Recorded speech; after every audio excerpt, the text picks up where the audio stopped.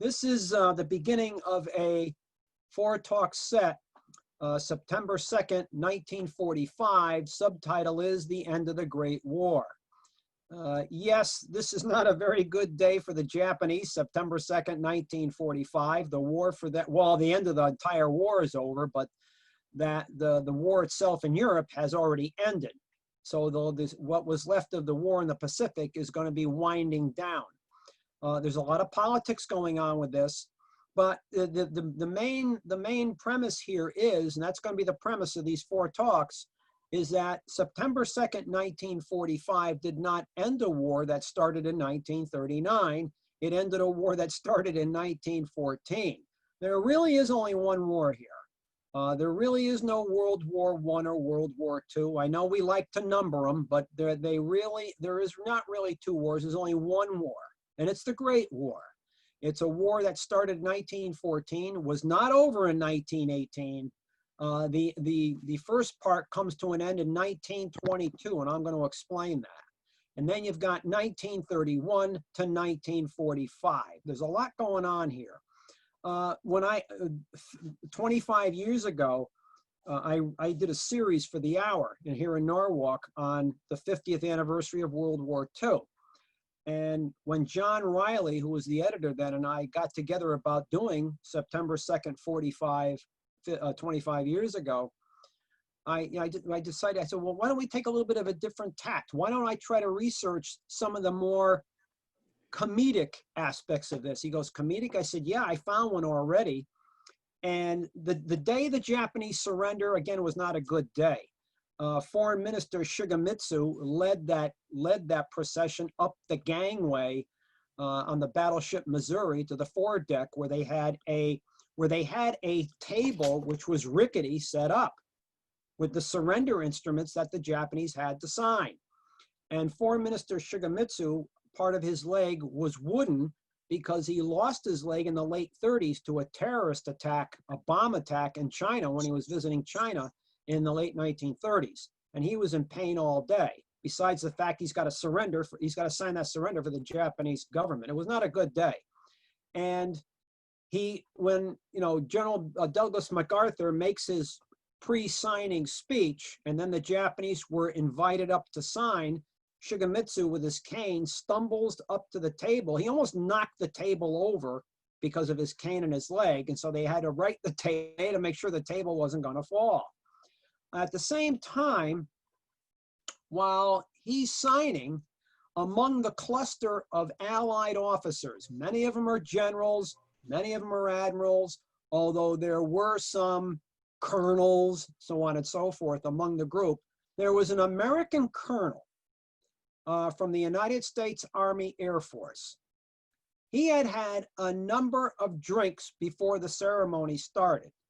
And as each Japanese came up to sign the surrender, he's making faces at them as they're signing. There was another incident here where with the press.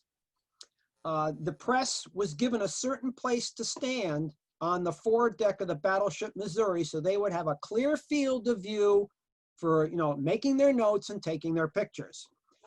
When the Russians, the Soviet if you want to call them journalists, I think they were spying for Stalin too, because they had a chance to get on an American battleship to see what it was like. The Soviets were hard to keep track of because they were running amok all over the ship. One Soviet journalist in particular crawled up the side of the bridge. Now, if you've ever seen pictures of the battleship Missouri, this is at full load a 53,000 ton warship. It's a huge warship. He climbed up the radar mast, and a bosun mate and the captain of the ship, Sunshine Murray, go to grab this guy. And as Foreign Minister Shigemitsu is signing the surrender documents for the Japanese government, Sunshine Murray and this bosun mate grab this Russian by his pants, and his belt let go.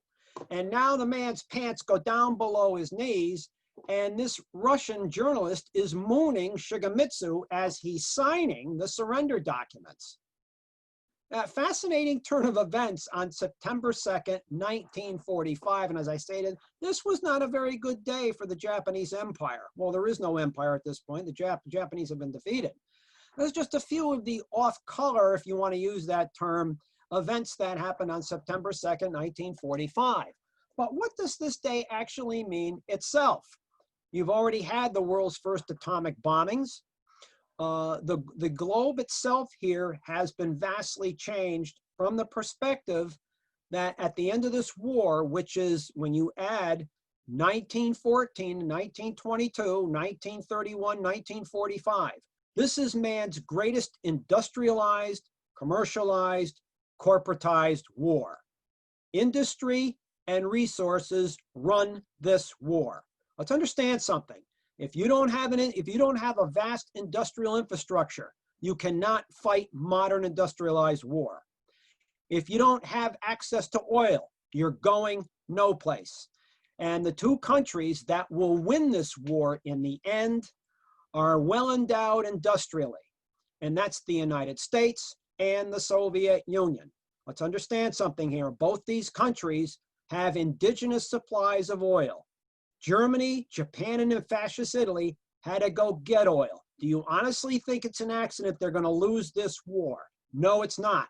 They can't match the United States and the Soviet Union. Let's understand something. I'm going to get into this as we go along. The Soviets are the ones that win the land war. We do not, they do. And they do this largely on their own. Lend-Lease will be just 10, 12% of the entire Soviet effort. They will win the land war. However, it enables America to do everything else. It's actually a marriage made in heaven. But also what it signifies is the end, the absolute end of European dominance politically, socially, economically, militarily in the globe. The European colonial powers have now come, their run is over. And now this leads to a new balance of power. It is the United States and the Soviet Union, hence the Cold War, 1945. And so there's the complete dynamics and the change of global power here. But we need to go back to even before 1914. The two countries that are involved with on September 2nd, 1945, the United States and Japan. How did that come about? Well, let's go back to the middle of the 19th century. The Civil War in this country is over. Keep in mind that this is around the time, 1853 to be exact, that Commodore Perry visited Japan. And we are credited with opening up the Japanese to the outside world. Let's understand something. The Russians began to do this, the Brits, the French, the Portuguese, Spanish have been doing this for quite a while, the Dutch, Japan, as white men, Americans weren't the first here, really. But we do help open up Japan. Japan is coming out of that samurai era. They are being pushed onto the world stage here by the outside world. It's no longer the hermit kingdom. That is going away. The thing here is the Allies, or the Western Europeans, had been going into the Pacific for centuries here. India, the Dutch, what we were going to call the Dutch East Indies. Keep in mind, the British finally took control of colonial India, end of the 18th, going into the 19th centuries. After that long war they had with the French, on and off in the 18th century. At the same time, interesting here, the French and Indian, what we call the French and Indian War here, 1756 to 1763, which part of the 7 Years' War, which Churchill called the world's first world war. Now, you might be able to call that into question, but I know I'm not going to argue with Winston Churchill. But at the same time, the British are going to be putting an end to the French in India they're going to be putting an end to French domination or domination of part of the North American continent here. That's happening now. But at the same time here, in 1763, the British are beginning to move into the Middle East. And the reason that's the British East India Company. They are beginning to move the British Indian Empire west from India into the Middle East. Now, why is that? Because of the Great Game. Tsarist Russia is building a huge contiguous empire. They are moving north, south, east, west on that Eurasian landmass. British strategic specialists, including those in the British East India Company, this is the Great Game that's been going on here. They take a look at the faltering. The Ottomans are faltering now. And so to bolster the Ottomans, what the British are going to do is they take a look at a map and they see the Tigris and Euphrates rivers. They are concerned that perhaps the Russians will eventually go down those two rivers into the Persian Gulf through the Strait of Hormuz, and there you are in the Arabian Sea, and there's colonial India. They don't want that because India is going to be the crown jewel of the British Empire. So they begin to move their empire west. And in 1763, the British East India Company is going to set up shop in Basra on that southeast corner, followed 5 years later by a British government consulate. 1798, the British East India Company opens an office in Baghdad. They are now moving northwest, followed 4 years later by a British government consulate, 1802. At the same time, Napoleon has brought a French Revolutionary Army into the Middle East. And so in 4 years, they will be kicked out. But the importance of that is the French Revolutionary Army brought the trappings of the French Revolution to the Middle East. The ideas of liberalism, democracy, republicanism, secularism, socialism, nationalism, parliamentarianism, and secularism in an area that's highly Islamic, and so interesting, the precepts of the French Revolution are going to begin to undermine the Age of Reason and Enlightenment, undermine the Ottomans and that Islamic hold on the Middle East. At the same time, the Catholic Church is being undermined in Europe. This is astounding. It's fascinating to see. However, once the French Revolution falls into a dictatorship, the Napoleonic dictatorship, and Napoleon is defeated in 1815, the British had been further setting up shop in the Middle East. And as a new balance of power with the defeat of Napoleon takes effect here in Europe, you see the British, the Prussians, the Austrians, the Habsburgs, Tsarist Russia, setting up a new balance of power. They are going to readmit the French when the Bourbons take the throne. And so now you are seeing a new balance of power set up in Europe. At the same time, there is less European input here in North America. And America is able to progress to become that great power it's going to be by 1900. With the British moving into the Middle East and Spain, the Spanish Empire here, when Napoleon occupied Spain in 1808, what do you think those people down in Central and South America did? They began to leave the Spanish Empire. And so that begins to collapse. There are really changes here in the global dynamics of power going on at this point, and it's going to impact the 20th century. That's coming. However, since America now is now being threatened less by the Europeans, it is able to progress. And interesting here with America, at the founding, you had two doctrines here, and I went for those who missed the Revolt of the Planters series talk I gave on the Confederacy as a revolution. When America was founded, there were two basic doctrines: the Jeffersonian notion of the agrarian as the salt of the earth and therefore the best protector of American Republican limited elective government. That's going to take root in south of the Mason-Dixon line. That's obviously going to be the plantation owners that are going to take that doctrine and run with it. Up north is the Hamiltonian notion of industrialization / finance. And so by 1860, Where do you think these doctrines have really set up shop? The Jeffersonian notion, below the Mason-Dixon line. Above the Mason-Dixon line is the Hamiltonian notion. Keep in mind here, when your Civil War, you call it a Civil War, I call it the revolt of the planters, because that's what this is.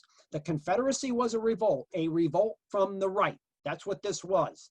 It was not democratic in any way, shape, or form, despite whatever the Southerners say. This wasn't for states' rights. This was not to preserve the Constitution. It was to preserve the plantation system. That's what this was for. Why? Agrarian capitalism, or cotton capitalism, if you want to use that term. Up north, you've got industrial capitalism. That's what you have. And so when the war starts, the South has 20,698 factories. They've got over 110,000 workers. Up north, try 111,000 factories with over 1,147,000 workers. You are now going to be in the midst of an industrialized, corporatized war. That's where this is going. This is where this is going to go. This is a forerunner of what you are going to see in the 20th century. And the practitioners of this, after the Battle of Gettysburg, who do you think they're going to be? Ulysses S. Grant. How about William Tecumseh Sherman? Phil Sheridan.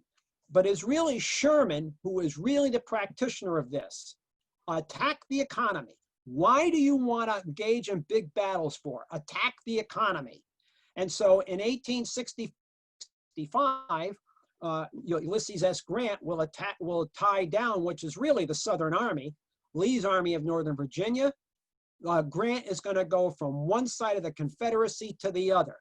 This is going to help change modern war. This is going to help change modern war, because you see, coming out of the American Civil War, the rail gun. It is with the Civil War that people began putting artillery pieces on railroad cars. Yeah, I got it, Mama. Don't worry. How about air power? It is here where the United States Army first engages in air power. It's rudimentary, it's aerial observation and artillery spotting with balloons. It's called the Balloon Corps. In fact, on June 17, 1861, and I have a copy of this in my archives, Thaddeus Lowe lifted off from the Columbia Armory and went 1,000 feet up.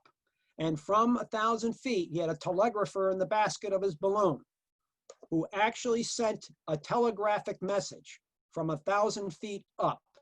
That message went to a receiving station in Alexandria, Virginia, went to General Winfield Scott's headquarters, also went to the White House. Abraham Lincoln is the first head of state in history to receive an electronic message from an aircraft to the ground. What do you think that's going to do for air power in the future? The future is in the wind here. The submarine comes out. Iron warships, the turret on a ship. You also see repeating firearms. How about the Gatling gun coming out in the coming out in the Civil War? This war is going to change. The future's in the wind here. But the South will lose. Why? You can't expect a nation of farmers to beat a nation of wrench turners in the modern era. It's not going to happen in a conventional war. And that's what this leads to. America, though, is pushing itself now overseas. You know, we are now beginning to whalers, overseas maritime trade. And so in 1853, we will visit Japan. And as we are one of those Western countries opening Japan up, the Japanese begin to look around and they understand what they're seeing here. You know, the Dutch East Indies. By the late 1850s, France is now moving into Southeast Asia, hence Vietnam, and you know where that's eventually going to go. The British in India, and China is now going to begin to be cut up like a Thanksgiving Day turkey along its coast by the Western colonial powers. They don't want to go the same route. So Japan is going to adopt modernization. The first thing they're going to have to do is rein in the samurai class because they don't want to give up their privilege. That means a fight because the Japanese now are going to go with a Western-style conscript army. They are going to draft for their army across their population, just like they were doing in the West. but they're going to tame the samurai class, and they're going to begin to have a so-called diet or parliament for a government. They are also going to begin to industrialize. You know, the thing for the Japanese is, if you can't beat them, join them. They don't want to wind up like their neighbors. And they begin to chart their own course here. They are not going to become a colonial satrap like the Chinese, the people in Indonesia, in Southeast Asia. They are going to avoid this. However, by 1894, they have begun to build a modern, well into the 1890s, they have a modern army. Now, first, when they began to build a Western-style army, they were using French advisors. They are also going to engage in naval power. They're going to become a naval power. They're an island kingdom because they understand the British. You know, the British power resides with the Royal Navy. That's His Majesty's arm. That's His Majesty's shield. They are going to do the same thing. They're an island kingdom. We have to spread power through naval power. But they asked the French to actually train the army. Well, in the 1870-71 war, the Germans beat the French. And so the Japanese are going to kick out the French and bring in the Germans. They are going to ask the British to train what's going to be the Imperial Japanese Navy. Now, keep in mind, Japan is going to industrialize, but it's going to take them a while to build that ship-producing capability. They don't have it yet. So when they begin to fill out the Imperial Navy, practically all the ships will be British built. They will be British built, but the Royal Navy is going to train the Japanese Imperial Navy. And in 1894, the Japanese begin to put their doctrine to work. And they're going to be involved in a short, sharp war with China. It's the Sino-Japanese War, and the war is 1894-1895. They will kick the Chinese off the Korean Peninsula. They will take the Liaotung Peninsula, the Yellow Sea, and Port Arthur, and threaten Peking. The Chinese sue for peace.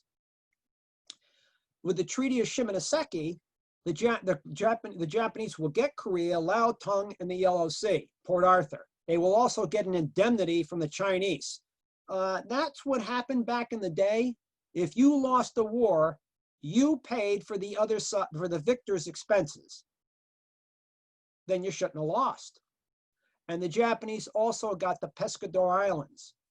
Now, they think now, this is the era of the rising sun, that their sun is now rising here. They are now moving forth as part of a young power in this club of imperialist powers. That is not seen by the Russians, the French, or the Germans. And they politically jump on the Japanese. You get out of Korea, get out of the Liaotung Peninsula, get out of Port Arthur. The Pescador Islands you can keep, and the money you can keep from the Chinese government. The Japanese have to evacuate. You know, it's important to understand Korea. Korea points like a knife blade at the heart of Japan. That's what Japan is looking to occupy, to prevent the Europeans from the reverse, from going down Korea into Japan. They want Korea. Plus, Korea is that causeway into Manchuria. That's what the Japanese are looking for. And so the Japanese are really miffed. They're angry. And so between 1897 and 1902, they will add 4 battleships, 16 cruisers, and 24 destroyers to the Imperial Japanese Navy. And the British shipyards are going 25 hours a day, 8 days a week. And they're supplying most of the ships. Although by this point, the Japanese are beginning to build some of their own ships here. So they are adding to their fleet.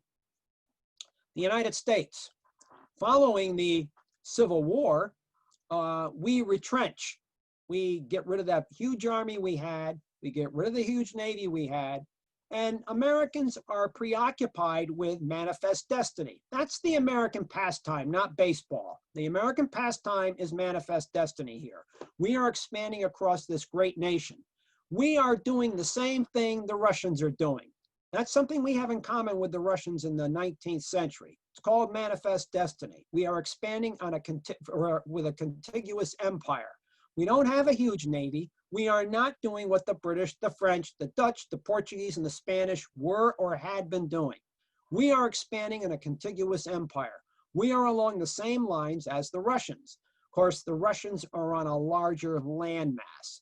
Interesting when you take a look at Tsarist Russia and the United States from this perspective, in the 19th century, these are the powers that are going to win the war in the end in 1945. So we do have something in common with the Russians, no matter what Democrats and Republicans say today. We have something historically in common with them. In fact, believe it or not, during the Civil War, one of the biggest foreign boosters that Lincoln had was Tsarist Russia. They did not want Lincoln to lose to the Confederacy. They did not want this country cut in half.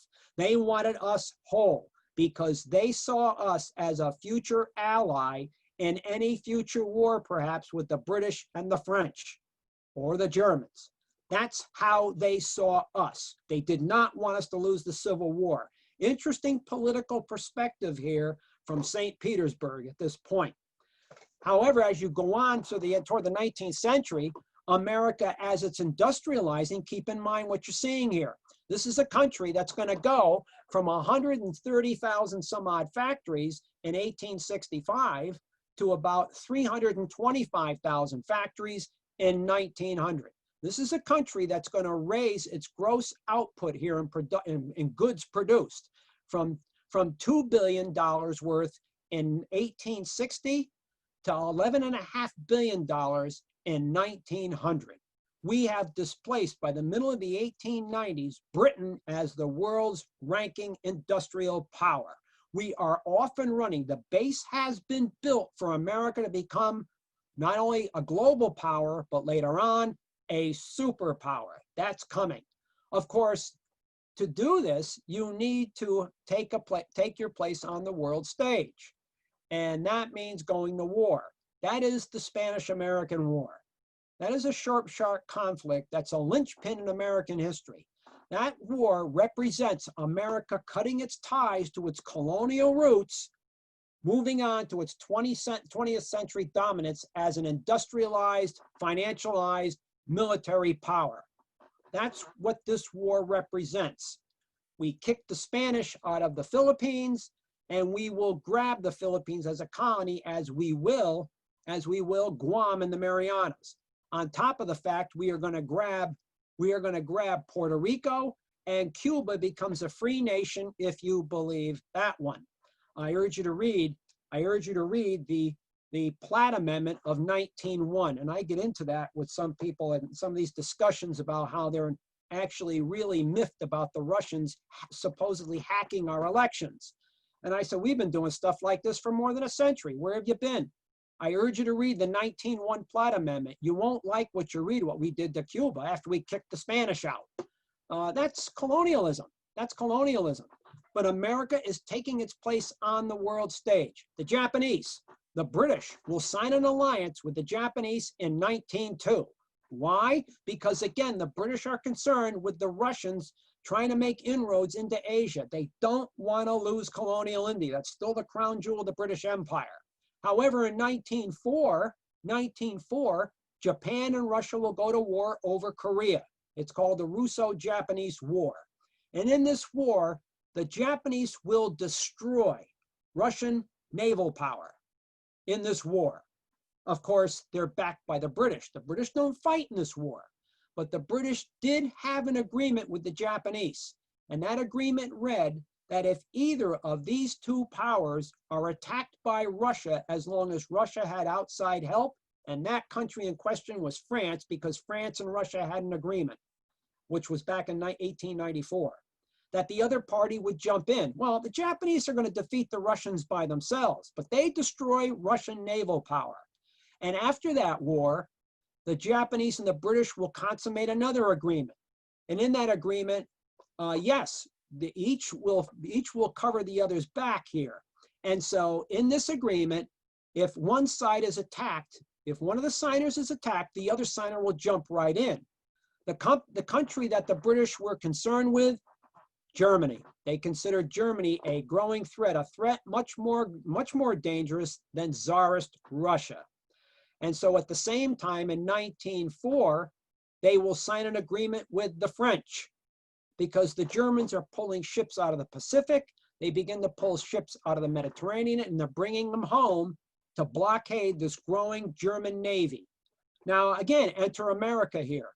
In 1907, the United States is going to send, Teddy Roosevelt's going to send 16 battleships on a round-the-world cruise. This is the round-the-world cruise of the Great White Fleet. And he's announcing to the world that we are now a global power. Teddy Roosevelt wanted to do this in 1902, but we only had 6 battleships. You know, you send 6 battleships around the world, everyone's going to yawn. You send 16 around the world, people take notice. And that's what he's going to do. Interesting here, as countries are sending, requests, well, why don't you visit us? 2 countries will do this. They are Australia and New Zealand. The Australians and New Zealanders are uncomfortable with the fact that the British are pulling their ships out of the Pacific and bringing them home. They are uncomfortable with the London-Tokyo Agreement. The British feel that this rising imperial navy can be used by the British to protect their colonies if they go to war with the Germans. The New Zealanders and Australians do not trust the rising Japanese power. So who is the only other white, Christian, English-speaking power on the Pacific Rim? It's the United States. And they will send invitations to Washington, visit here, please. And Roosevelt will gladly agree to these petitions. And the Great White Fleet will visit New Zealand first, Australia second. Now, there was a leading politician here in England against this visit. His name was Winston Churchill. Winston Churchill was in the Colonial office at this point. He was against this. He thought this would suborn British influence in the Pacific, and he'll be right. But there's nothing he can do to stop this. And so these 2 visits to New Zealand and Australia will be a boon to the United States, because I don't think I have to tell you, these 2 countries proved important platforms for the United States in the Pacific War against the Japanese. Because when MacArthur leaves the Philippines, where does he go? Australia. They were extremely strategic, significant platforms. And so during the Great White Fleet, though, Japan invites the United States to visit Tokyo. This is a 10-day visit, and it's the most politically sensitive visit for this entire cruise, which lasted 14 months and 16 days. And in this visit, the Great White Fleet, after the Great White Fleet leaves, this growing friction between America and Japan will be greased and ironed out. And a month after the Great White Fleet leaves Japan, October 1908, the next month, November, Washington and Tokyo will sit down and hammer out an agreement. It is called the Root-Takahira Agreement. And with this agreement, the Japanese will recognize the American reality in the Philippines, Guam, Samoa, and also our growing presence in the Hawaiian Islands. Conversely, we will recognize the Japanese reality in Korea, and also the growing Japanese reality in Manchuria. That's coming on here too. And they will also have closer diplomatic ties to iron out any grievances that happen between the 2 countries. Now, the one country that's disappointed with this agreement is Germany. There was a reporter back with the New York Times. His name was William B. Hale. He was the Thomas Friedman of his day, very much a well-known reporter. And he was given given permission to interview the Kaiser in the summer of 1908. And the Kaiser makes several prognostications. The Kaiser states to William B. Hale that in the not too distant future, Britain and Germany will go to war. Well, he's right there. It's only 6 years to 1914, so we'll give him one. He also states that the Indians in India will throw the British out. Well, he's 40 years too early, but we'll give him that one too. He also stated, he also made another prognostication, that the United States and the Japanese Empire will go to war over China. And on that day, the United States can count on the full support of the German Empire. Well, you know, Teddy Roosevelt was not born the day before.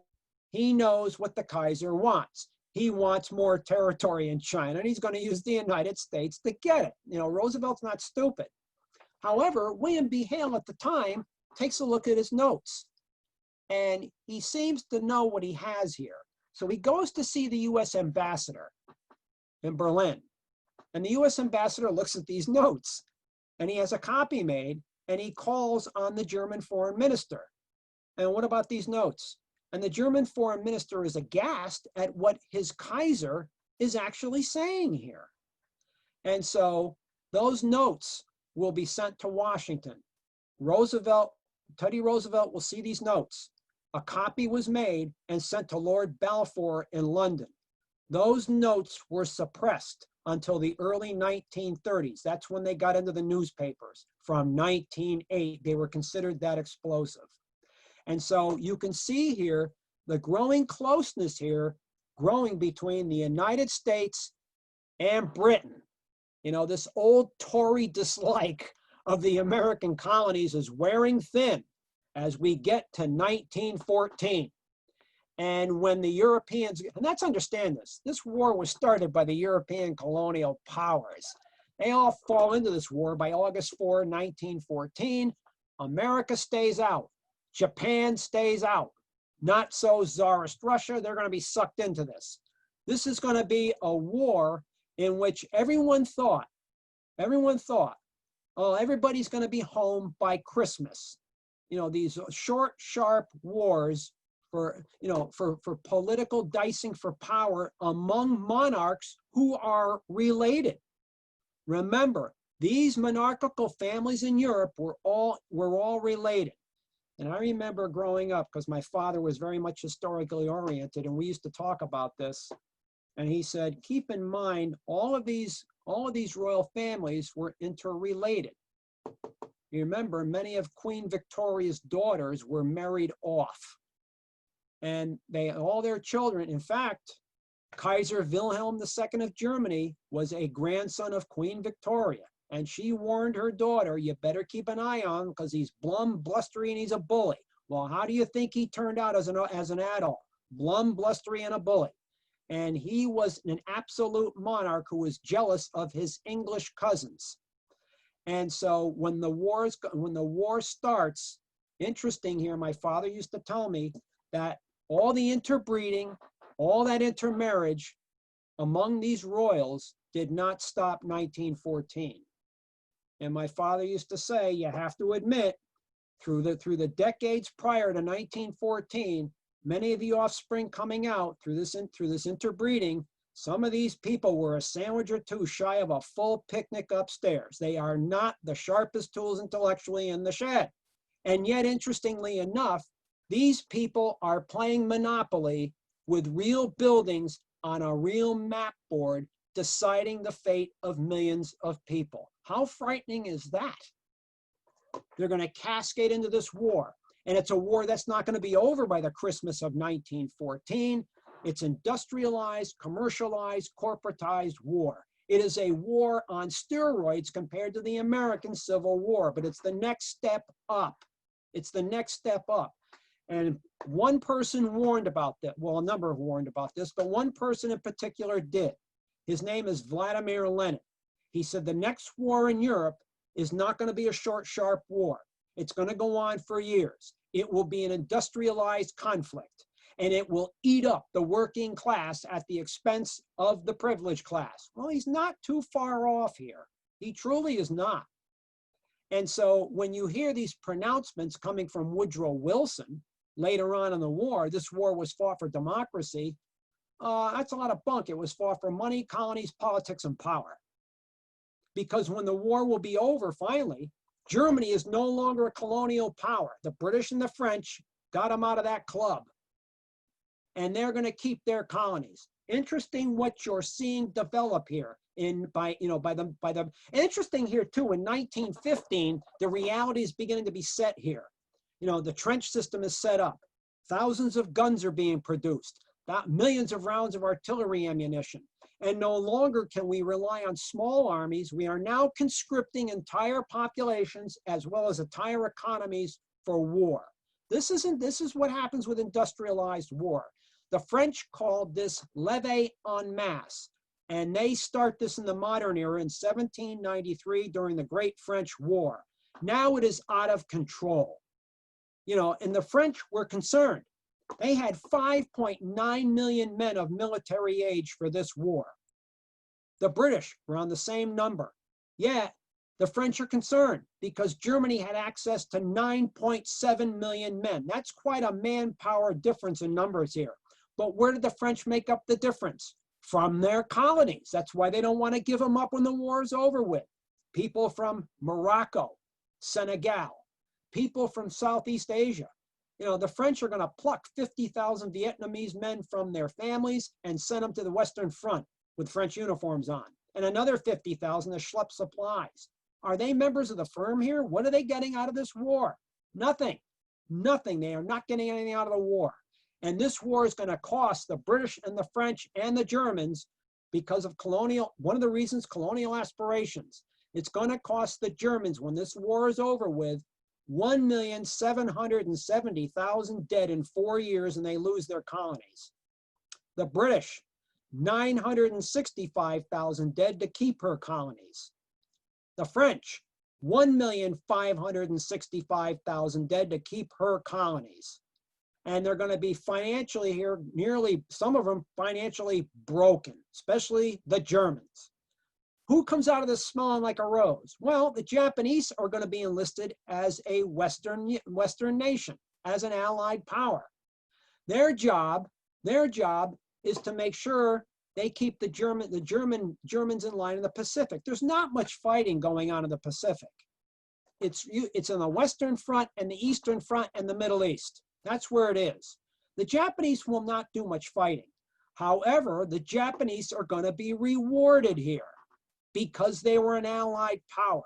They are going to get all those possessions, many of those possessions the Germans had in the Pacific, like the Marshall Islands. They're going to get many of these possessions at a cost of 300 or 400 dead. Who came out of this smelling like a rose? The Japanese are one of them. The United States. We managed to stay out of this war 1914, 1915, 1916. Now, and I was taught this in school, and there's truth to it. One of the reasons we get into this war, unrestricted submarine warfare. Wilson did warn the Germans more than once about unrestricted submarine warfare, sinking merchantmen, sinking neutrals on site without warning. Well, how else are the British going to starve the British? The British surface fleet is closeting off the German surface fleet. And people can't trade with Germany. Germans by 1916 are beginning to starve here, folks. They're beginning to starve. And so the Germans are going to resort to the U-boat. However, that's going to help bring America into the war. But there's another aspect of this. In 1917, when Woodrow Wilson asked Congress on April 2nd, he'll get his declaration of war on April 6th. It took Congress 4 days to deliberate this. Another aspect of this is the money.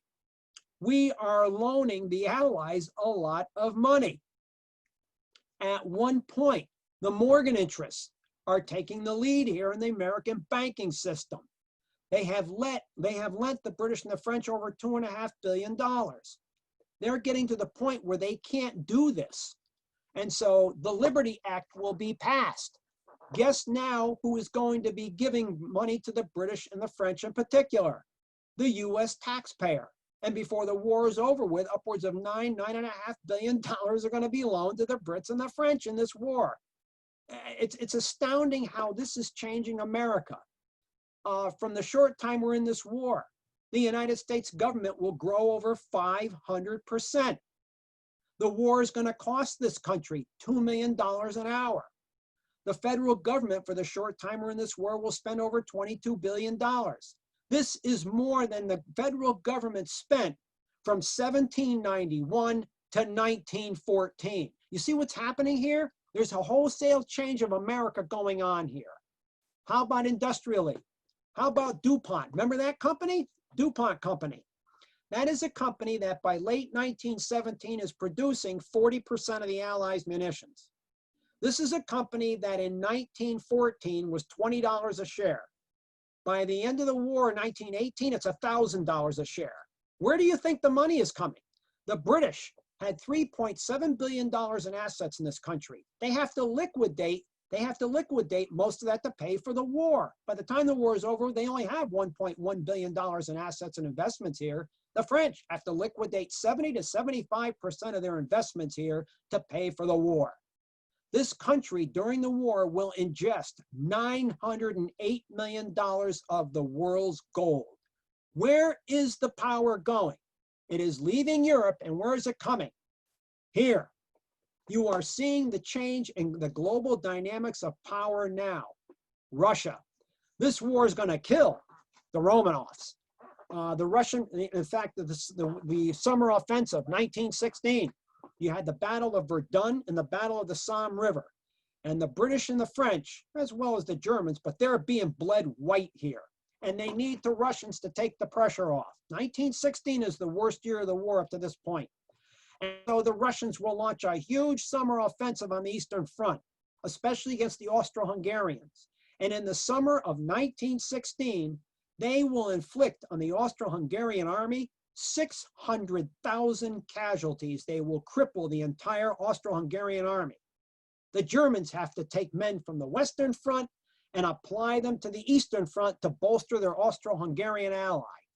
But that offensive cost the Russians in the summer of 1916 1 million men. And it's at this point the Russian peasant has had enough. Some shoulder their rifles or even drop their rifles and begin to walk back to the farm. They have had enough of industrialized war. This is going to lead to Churchill later to say, not whole armies, but whole countries broke and ran during this war. Keep in mind the effect on the British. During the battle, I think it was Loos on the Western Front, 1915, to talk about really where this industrialized, corporatized war is going and what it's doing to the men on the battlefield. In 4 days, 96 hours, the British were losing 3,700 men an hour. The Chinese can afford this. The British can't. And so these are the nightmares Churchill is going to have in the second chapter of this war. He's going to have those nightmares of the Somme, Loos, Passchendaele, Ypres, or Wipers if you're British. You want to call it that Belgian city Wipers. But these are the nightmares he had in what we call World War II. He didn't want this repeated. These were the nightmares, which is why the Soviets are going to take on that lead role in defeating the Nazi armies in World War II, not the British and the Americans. Churchill did not want to go through what they went through in 1914-18. Didn't want to go through that again. That would have wrecked Britain for good. So at this stage, the British are losing a lot of people, almost 1 million dead in this war. But consider the Russians. They lost millions. And this is going to lead to the Russian Revolution, February 1917. It will mark the end of the Romanovs. You are beginning to see the collapse of the monarchs. Many of these houses had been in power for centuries. The Romanovs, over 300 years. But one went down before the Romanovs. In 1916, it's called the silent coup. And on August 29, 1916, the Kaiser, who really was not doing much anyway at this point, the German General Staff, led by Paul von Hindenburg and Erich Ludendorff, launched what was really a silent coup. The Kaiser is out. They're not going to kill him. They're not going to abuse him. but they're going to tell him, Willie, this isn't working out too well. Why don't you go back to the estate and saw the wood and tend the garden, and we'll handle it from here. And that's exactly what the German General Staff is going to do. They are going to take control of Germany and run this war with a military dictatorship. Another monarch out. But when the war is over with, the time the war is over with, not only is the Kaiser out of power, the Romanovs are gone. How about the Habsburgs? The Austro-Hungarian Empire will no longer exist. It will no longer exist. The Ottomans, what happened to the Ottomans? They're going to be gone, cast into the dustbin of history. And so America, for the short time they're in the war, comes out of this in pretty fine shape. We are now more of a dominant nation. The British and the French will still maintain their colonies, which gets me back to this idea of this war being fought for democracy. And Woodrow Wilson with his 14 points, the 14 points, people will be able to determine their own fate. 1919, when Ho Chi Minh went to Versailles believing this, guess what he's going to be told? There's the door, have a nice day. Southeast Asia is going to remain in the French colonial system. You think he's ever really going to trust the West again? I don't think so. How about the Middle East? The collapse of the Ottomans. You're going to see things like 1916 when the British and the French, with the Arabs thought they could trust the British. Let's get rid of the Ottomans and create an Arab state. In 1915, in fact, King Hussein and Henry McMahon, the British procurator in Egypt, trade missives, cables, and telegrams. They are debating here how the Arabs are going to have their own state. One of them is called the Damascus Protocol. The Damascus Protocol saw all of Syria, what you're going to call Palestine, what you're going to call Jordan, Lebanon, and what you're going to, most of Mesopotamia, which is later going to be Iraq, and also, well, you're not going to get it with the Arabian Peninsula because the Saud family is now organizing that. But the rest of it would be one nation. That's not going to fly for the British and the French. The British are already pumping the oil out of Persia for the Royal Navy. They know there's oil in what's called Mesopotamia. And they are going to divide up the Middle East between them and the French. And at one point, the Russians. But with the Russian Revolution, they will ostracize the French. And they are going to divide up what they call Mesopotamia and create something that's going to be known as Iraq, Syria, Transjordan, Palestine. What's going to be Turkey was not supposed to exist.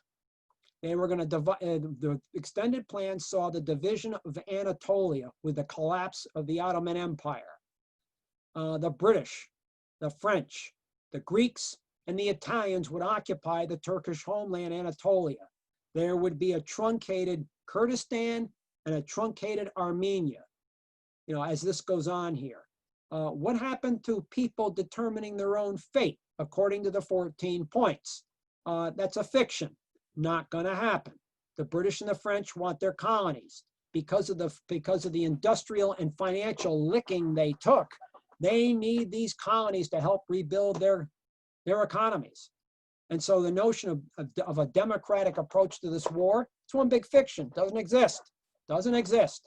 And so here you see by the Versailles Treaty, 1919, also the breakup of the Austro-Hungarian Empire.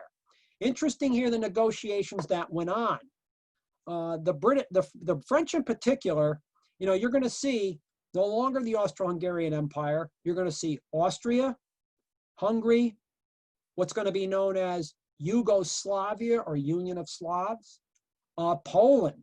Now, Poland is an interesting discussion here. The Poles had been wiped off the map by 1795 by Tsarist Russia.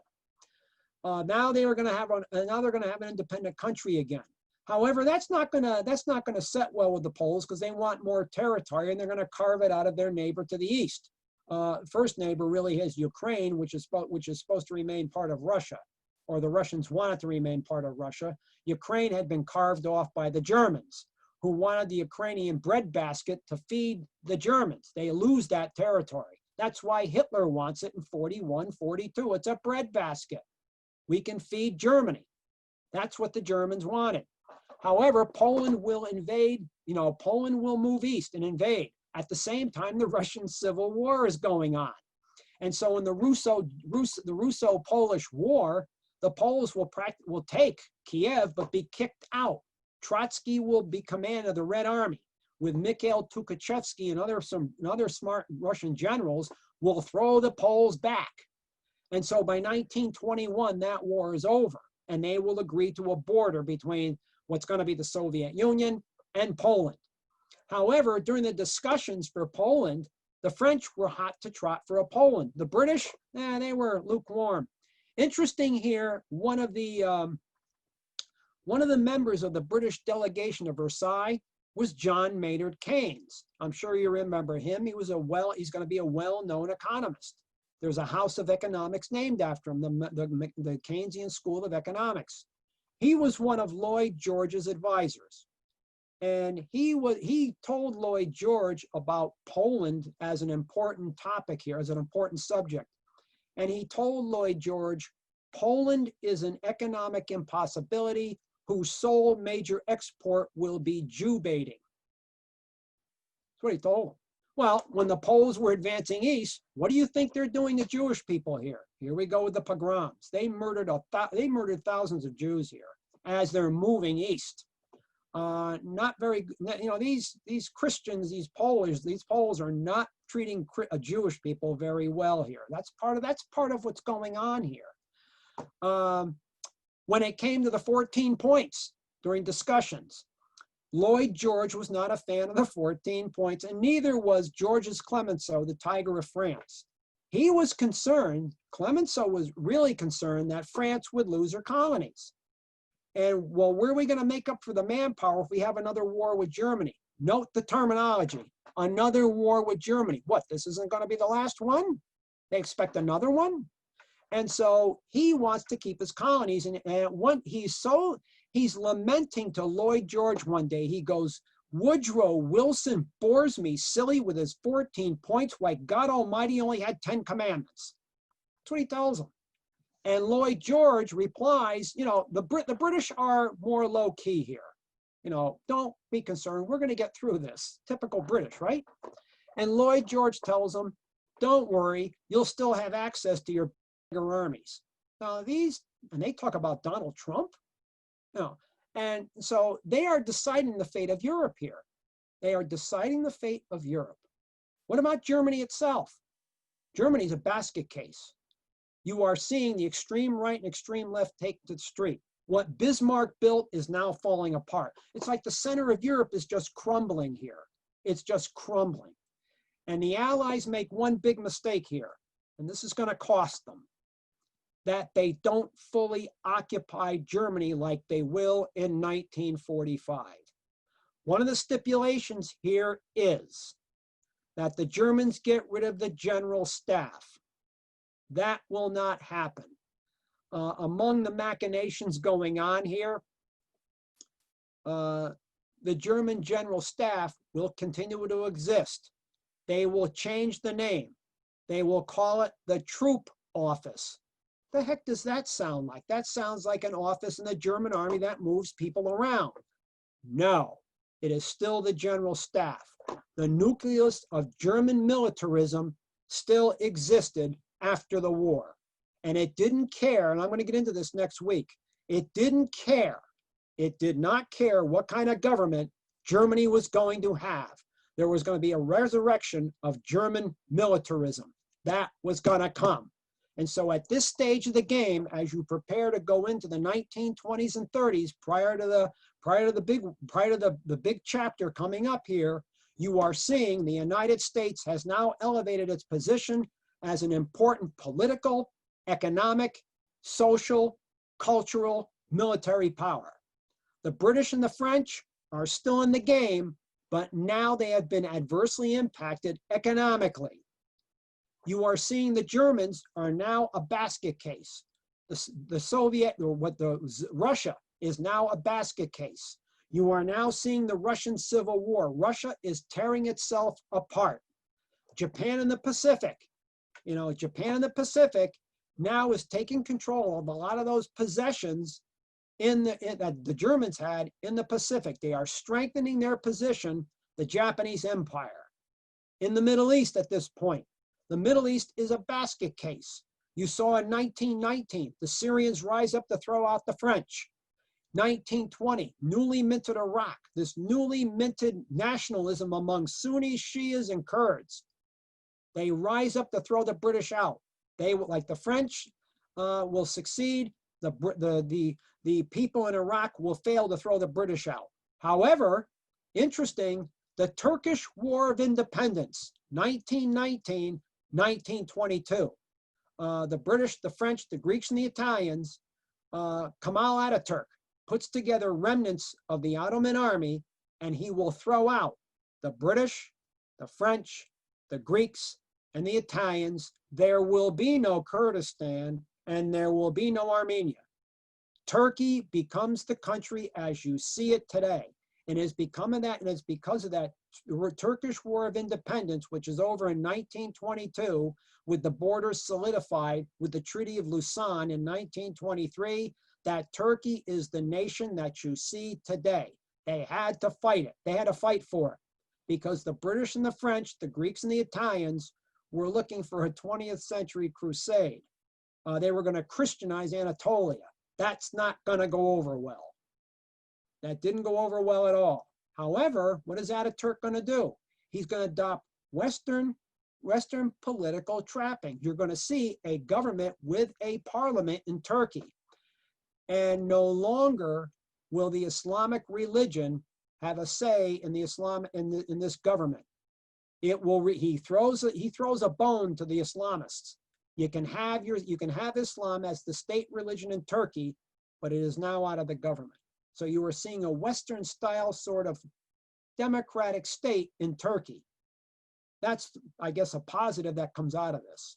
But Germany is a basket case. Russia is a basket case. You've seen wholesale changes of borders in Eastern and Central Europe. That's not going to set well. Czechoslovakia, does that exist today? Czechs and Slovaks? No. Does Yugoslavia exist today? No. Serbs, Croats, Slovenes, it's a patchwork quilt that's not going to survive over the long haul. They don't exist anymore. Austria and Hungary do, Romania, so on and so forth. Bulgaria still exists, but you've had to redraw the borders. And when you redraw borders, there are people with long memories who had territory that's now been taken from them. That means you're going to have another war. And that's part of what's going to lead to 1939.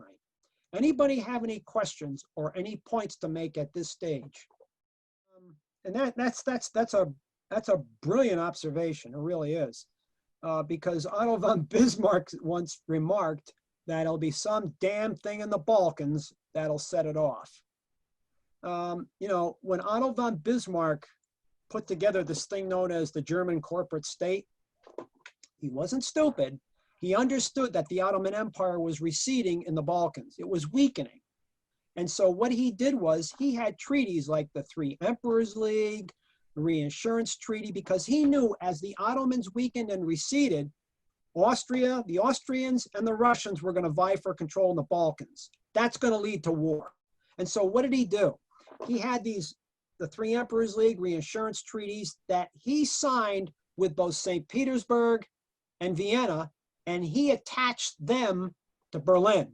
Germany would make sure, he was going to make sure that Russia and Austria did not fight over the spoils in the Balkans. And at the same time, what's fascinating is that he ostracized the Austrians wouldn't have, but he ostracized or separated Russia from signing an accord with the French. So he's ostracizing France from European politics. It's brilliant. It's brilliant. And it works. Paul, this thing worked. Of course, in 1890, when Kaiser Wilhelm II takes over, he will eventually put Bismarck out to pasture, and he does not keep going the reinsurance treaties. He does not keep going the Three Emperors League. And in 1894, France will scoot back into European politics, and they're going to sign an alliance in 1894 with the Russians. And now Germany now is in the middle between France now and Russia politically. Well, what's going to happen in the Balkans? You know, there's that safety valve has been taken off. And again, you are going to see here little things like 1911. You know, the Austrians wanted to annex Bosnia and Herzegovina, and the Russians were, especially the Serbs were against this. They want this. They want this. Well, who is the supporter of the Slavs? Russia. Who is the supporter of the Austrians? The Germans. And so Vienna and St. Petersburg are going to have a discussion here. Well, the Habsburgs aren't stupid. They know the Russians wanted that access to the Mediterranean. The Russians always wanted that warm weather access to a warm weather port through the Turkish Straits. Well, I'll tell you what, we won't say anything, you know, if you want that warm weather access, as long as you allow us to annex Bosnia and Herzegovina. And the Russians, you know, Nicholas II thought this was going to happen years down the road. Well, no, the following month, the Austrians annexed Bosnia and Herzegovina without telling the Russians. You know, Nicholas II is ticked off. At the same time, the Serbs want to go to war. They want to go to war over this. They can't go to war because Russia is not going to go to war against Austria and Germany.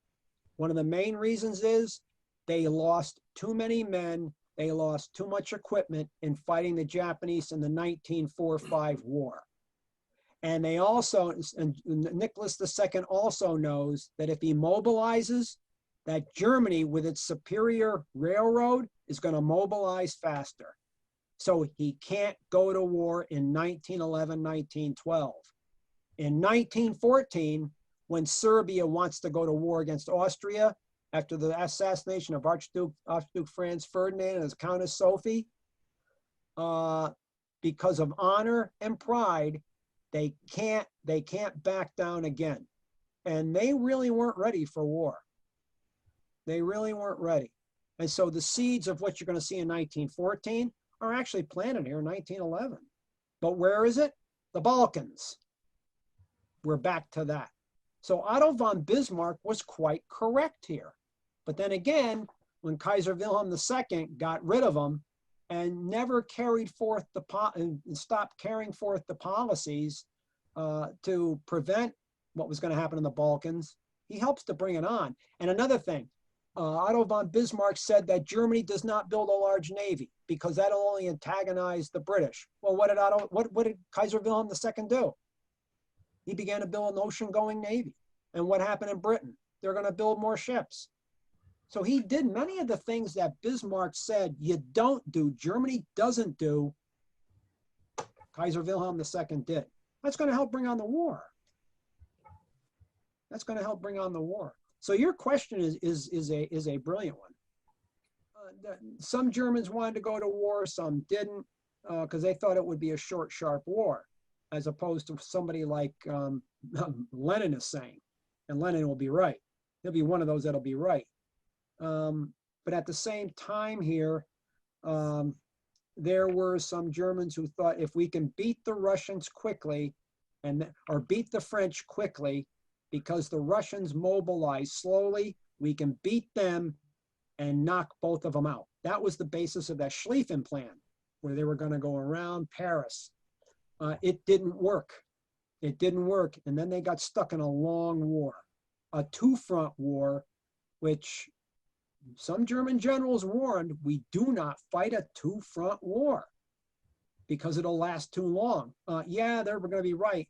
And interesting, and I'll get into this as we go on here, when Hitler wanted to attack the Soviet Union? That's what some of his generals said. You're the one that said we shouldn't fight a two-front war, and Hitler's going to respond, and you're going to hear this again. He's going to respond, and he's got a certain point here, that even though Britain was not defeated at this point, it's not a threat. And so if Russia is the only active front, we can knock out the Russians. The British will see the futility of further resistance and give up.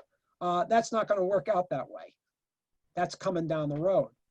But because they got stuck in a two-front war after 1914, yeah, Germany's going to be slowly eviscerated.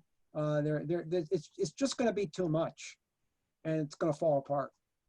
That's what this war did. This industrialized war. It consumes the entire economy, the entire population. It's not like wars of a few years earlier. This wasn't a short, sharp war. This was for all the marbles. I mean, you're even seeing air power mature here. Heavy modern artillery mature. Now we're even going to have poison gas. The submarine matures here. The machine gun. You know, and interesting, the French in particular, what did the French not understand about 1864? You know, they're wearing these red, white, and blue uniforms, and their soldiers are marching in the German machine gun fire. How dumb is this? But it's interesting when you look at the end after 1918, and I said 1922, because even after the shooting stops on the Western Front, you've got all that fighting going on in the East. You know, the Poles invade Russia. You got the Russian Civil War going. You've got the upheavals going on in the Middle East. It's not till 1922 that this is over. Now, it's not 1918, it's 1922. You know, the main event, you could say, on the Western Front's over.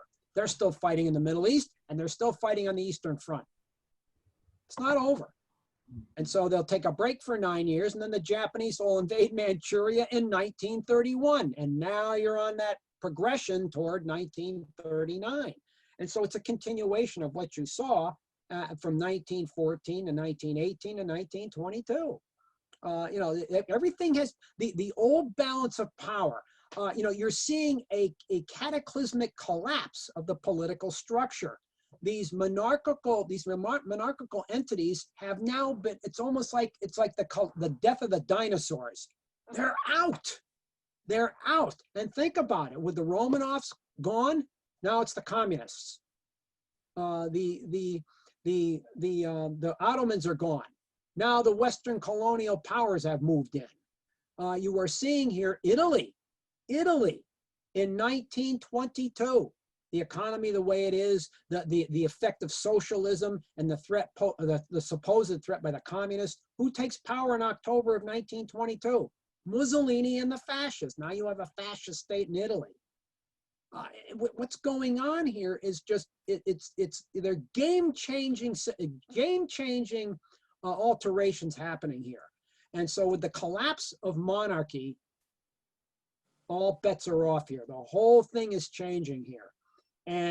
But one thing hasn't changed, and getting back to what Paul was asking before, one of the big factors here is nationalism, ardent nationalism. You know, you can get rid of royalty, but when you have these nationalists rising up, wanting to preserve whatever land they're on, and well, we had this before, well, you don't have it now, that leads to conflict. You know, and we're no longer aligning ourselves with the king or a queen. We are now seeing these new nation states pop up. Well, who's stopping these nation states from going to war to grab certain areas of territory? I mean, you saw this with the Poles. They want to resurrect, some of them want to resurrect the Polish Empire in the East. Do you honestly think Ukrainians want to be ruled by Poles? I don't think so. I don't think so. They don't even want the Russians there. And so it's a volatile mix that's going on here, and it won't be solved by Versailles. It will not be solved by Versailles.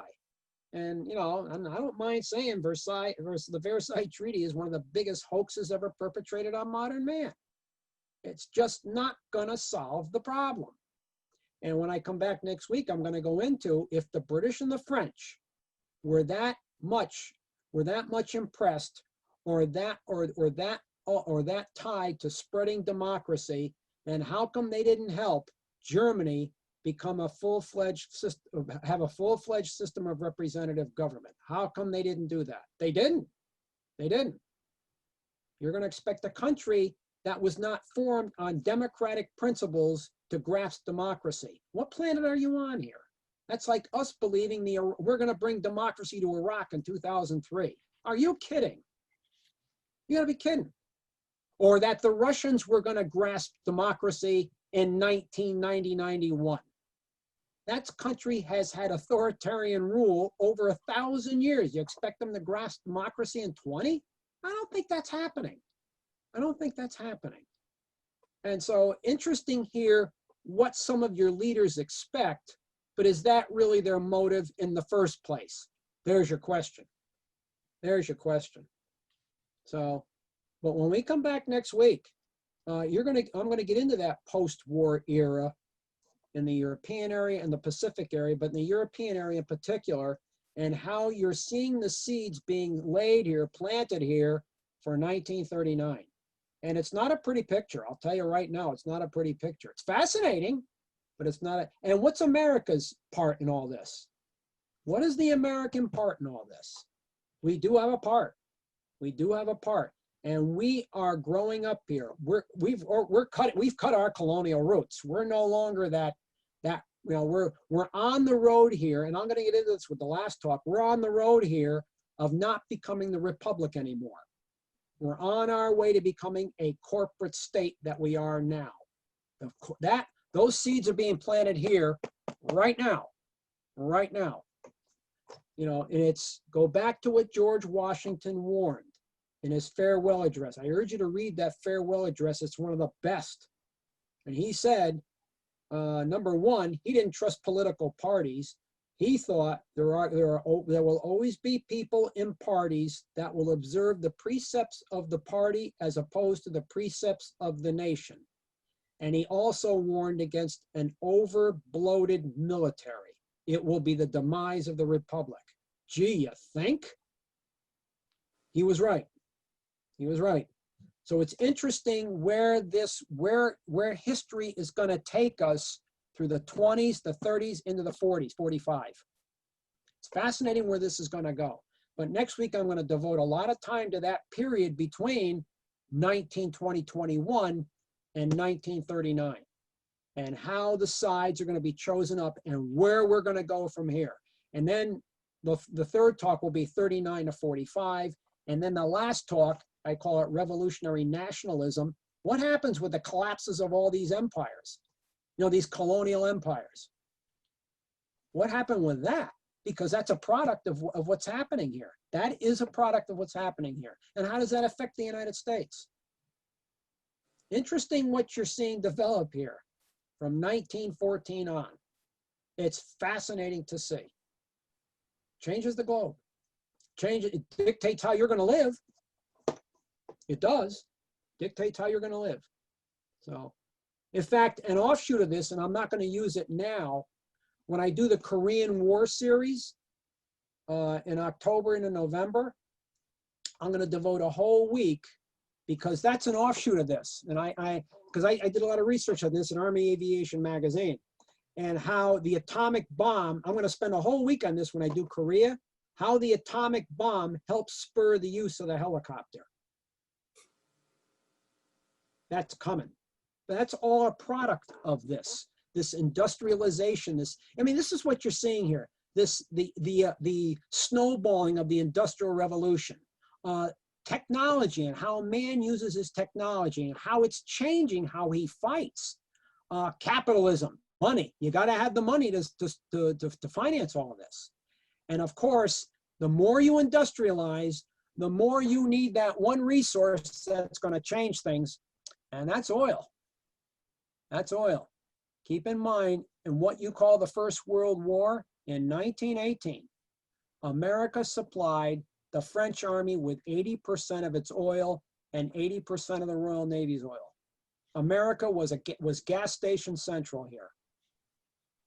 besides all the money we sent, which that money we're going to want back.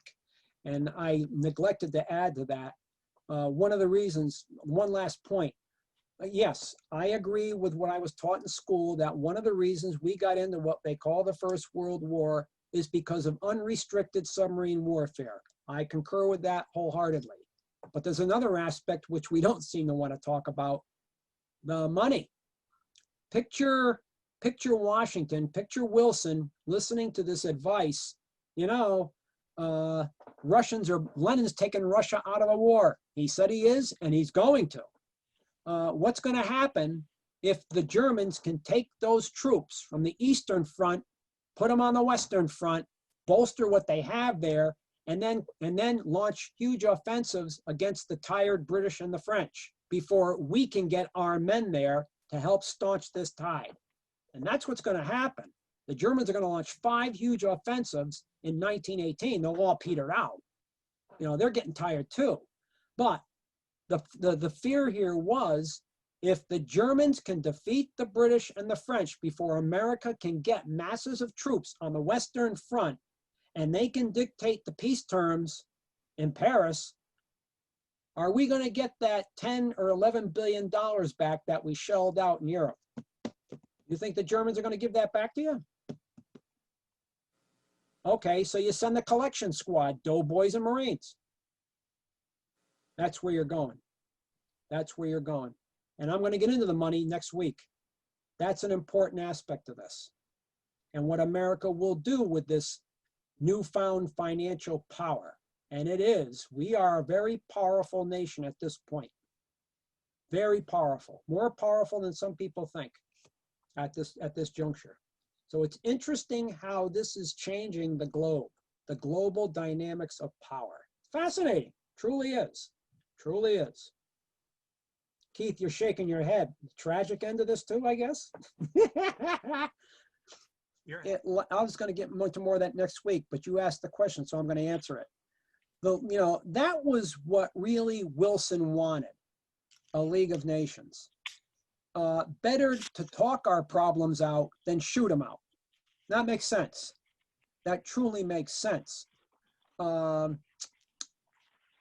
were others who wanted this too, but you know, when Congress here decided not to ratify, you know, Senate didn't ratify, you know, the president can sign the treaties, but if the Senate doesn't ratify it, it doesn't become law here, it doesn't take effect here.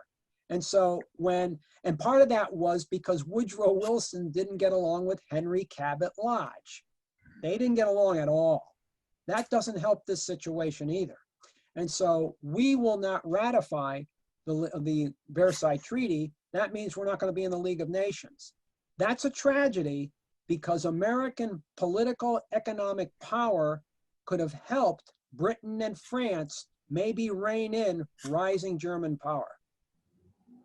Another country that's ostracized here, and the British and the French were not going to acknowledge the existence of Lenin's state, is Russia. Now, if America, and it's interesting because 25 years later here, who is going to win the war in the end? The United States and Russia, or the Soviet Union. The two countries ostracized from the Versailles Treaty. One because they didn't want to get involved, the other because the Europeans didn't want, the Western Europeans didn't want Russia involved. And so the two countries that could have made a difference here early on are not allowed to take, or do not take part. Wow, interesting. But that League of Nations is that forerunner, if you will, of the United Nations. But it will become virtually toothless because the Europeans are going to make it toothless. You know, when they aren't able to get Italy out of Ethiopia, when the Japanese march into Manchuria, they can't stop that. Hitler will violate the Versailles Treaty when he occupies the Rhineland on March 1936. And I'm going to get into this. And so as these episodes keep getting repeated, what's happening to the credibility of the Versailles Treaty in the League of Nations? Less and less and less. So, and I'm going to get into that. So that's a great question. Another good question. But I'm going to get into that as we continue with this fiasco.